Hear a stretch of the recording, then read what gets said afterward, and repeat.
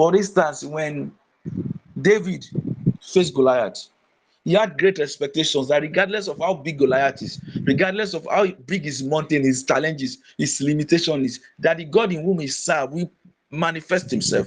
Like no matter how big that challenges is, that the God in whom he serve will come through for him. Because of that belief, that conviction, because of that great expectation, he faced Goliath. When he faced Goliath, what did he do? He made great attempts. That is great attempt. By attempting great things, what we are doing is we are creating an atmosphere of greatness for God to operate. So when David faced Goliath, he created a big, massive atmosphere for God to manifest. And when God showed up, Goliath was killed. The biggest man on earth at the time, a 17-year-old boy, killed him with a sling. The issues that a lot of us face and some of our limitation is because we have no great expectation for God. And also we do not attempt great things. You see a lot of people, they want to do things. They just want to live a basic life. If I can get this American visa, I will just be fine. No matter how bad America is, you will still be fine. You will still be better than average people in Nigeria. If you earn $1,000 in America, if you change it to Naira, it's 1.6 million. You will still be better. By so doing, you are constraining yourself. By your own mind, you are convicting yourself that this is the range, this is the size or the quality of life I want to live.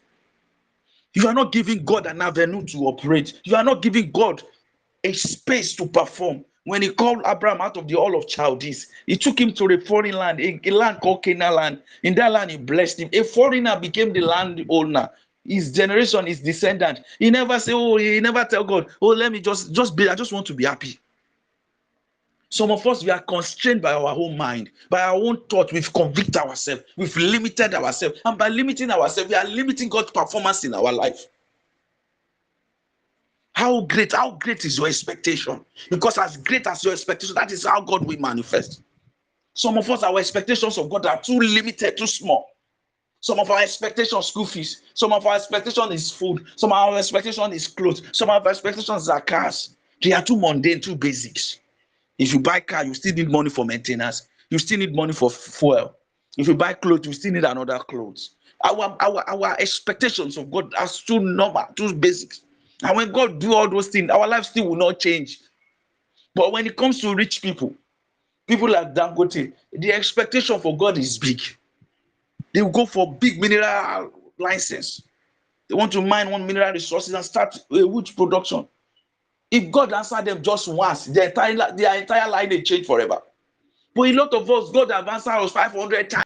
Nothing has changed because what we are asking for is school fees every semester, every term. I know that God will show up for me when I need to pay my kids' school fees. God will show up for me when I need to pay my rent. Our expectations of God are too small.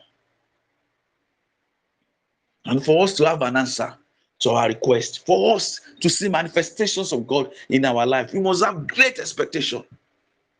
And then we must also attempt great things. A mechanic that is praying to God, God, lift me. God, surprise me. God, bring customers that will change my story. This mechanic can fix Toyota. This mechanic can fix Lexus. This mechanic can fix Mercedes. This mechanic can fix Volkswagen. This mechanic can fix Volvo. Those are his expectations. But one day, God answered his prayer. And a man that was going on a total different journey had a reason to branch in his locality, and something happened, and his Rolls Royce broke down. He needed an urgent mechanic to fix just small thing. That thing might not even be anything. It might be God's mighty hand that caused that thing just to bring their parts together. But when they call on this, is this man not a mechanic? He said, no, I can only fix Toyota, I can only fix Lexus and Volkswagen and Volvo. Those are the common cars in Nigeria. I cannot fix Rolls Royce. And then that man will call the company, they'll come and tow the car. He has prayed and prayed. This mechanic has prayed, and God answered him, but he was nowhere to be found. His expertise was not up to God's expectation. Dominion is in twofold. You must do your part for God to manifest.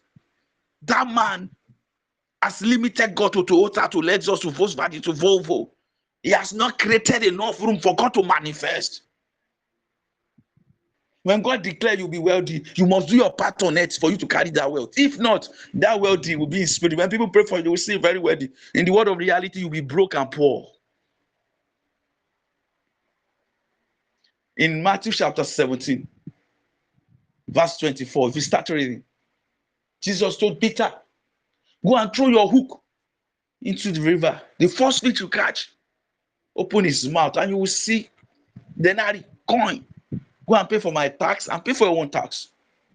It seems very simple, very basic. But how do you throw hook into the river? You need to know how to bait the fish to even eat whatever food you are putting on that hook. You need to know where the fishes are. You need to have certain expertise to be able to do this thing successfully.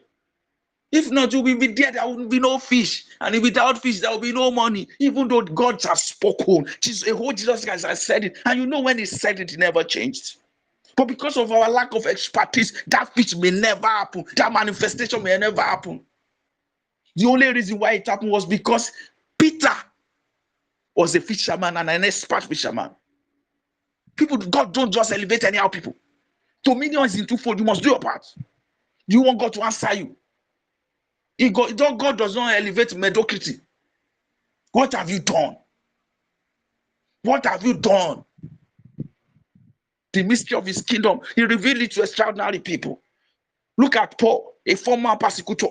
When God empowered him, I know a persecutor that was so vast in the law became so powerful.